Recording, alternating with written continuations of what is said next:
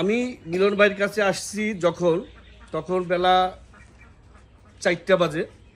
সে এই বাদামগুলা বিক্রি করার জন্য 5টা বাজে তার যাওয়ার কথা ছিল।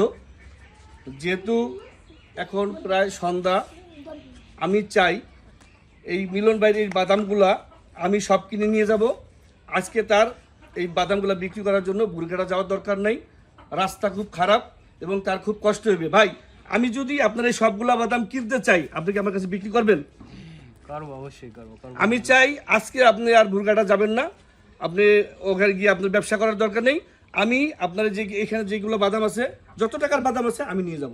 আপনি বলেন আপনার এই বাদামের দাম কত? আর আলহামদুলিল্লাহ, বাদাম আমার সব বিক্রি করলে 900 থেকে 1000 টাকা বিক্রি করতে পারবো। আমি আপনাকে 1000 টাকা দিচ্ছি, 900 1000 না, আমি আপনাকে 1000 টাকা দিচ্ছি। আপনি সব বাদাম আমাকে প্যাকেট করে দিয়ে দেন, আমি আপনার সবগুলো বাদাম নিয়ে যাব। আলহামদুলিল্লাহ। আচ্ছা ভাই, আপনার কাছে একটু জানতে চাই যে আপনি যে তার বাদামগুলো নিলেন বা এখানে আসলেন, মানে কারণটা কি, ওনার কি হয়েছে? ভাই, মিলন ভাই একজন শারীরিক প্রতিবন্ধী লোক। আসলে সে ছোটবেলা থেকে শারীরিক প্রতিবন্ধী ছিল না।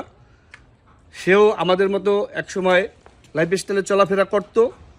একটি সড়ক দুর্ঘটনায় তার একটা অ্যাক্সিডেন্ট হয়। সড়ক দুর্ঘটনার কারণে তার হাত পা পঙ্গু হয়ে যায়, যার কারণে সে স্বাভাবিকভাবে চলাফেরা করতে পারে না। প্রথমে সে ডিম বিক্রি করতো, আমি যতটুকু জানি। বিভিন্ন লোকে আইসা তাকে যখন ডিম বলতো যে আপনি ডিম ছুইলা দেন, সে যখন তাদের কাছে বলতো যে ভাই আমি তো ডিম ছুইলা দিতে পারি না, তখন অনেকে তার ডিম রাইখা যাইতো এবং তার দিকে বাঁকা নজরে তাকাইতো এবং বিভিন্নভাবে তিস্কারি করতো যে শুনতে পারো না, আসছে কেন, এইভাবে কথা বলতো। সে একজন সামাজিক লোক এবং শিক্ষিত লোক। এই জিনিসগুলা বুঝতে পেরে সে ওই ডিম বেচা থেকে চলে আসছে। এখন সে বাদাম বিক্রি করে। একটাই কারণে বাদাম বিক্রি করে যে বাদাম ছুইলা দিতে হয় না, বাসা থেকে তাকে প্যাকেট করে দেয় এবং এটা তার জন্য একটু ভালো।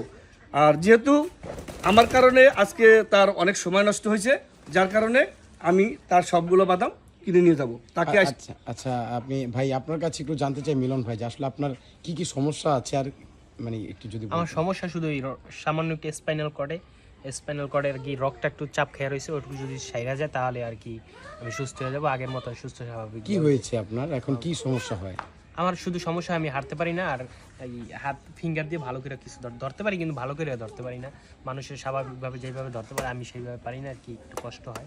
আচ্ছা আচ্ছা, আর পায়ে কোনো সমস্যা হয় কি? আমার পায়ে কোনো সমস্যা, পা লড়াইতে পারি, সেন্স আছে, সব কিছুই ঠিক আছে, কিন্তু হাঁটতে পারি না আর কি, হাঁটতে অনেক কষ্ট হয় এই কারণে। ঠিক আছে ভাই, আপনার কাছে সর্বশেষ বলবো যে খুবই খুশি হইলাম আপনি তার কাছ থেকে বাদামগুলো কিনে নিলেন, আপনাকে অসংখ্য ধন্যবাদ। আর ভাই, আপনি আপনার বিকাশ নাম্বারটা যদি বলতেন, মানুষ তো অনেকে সহযোগিতা করতে চায়, প্রবাসী ভাইরাও।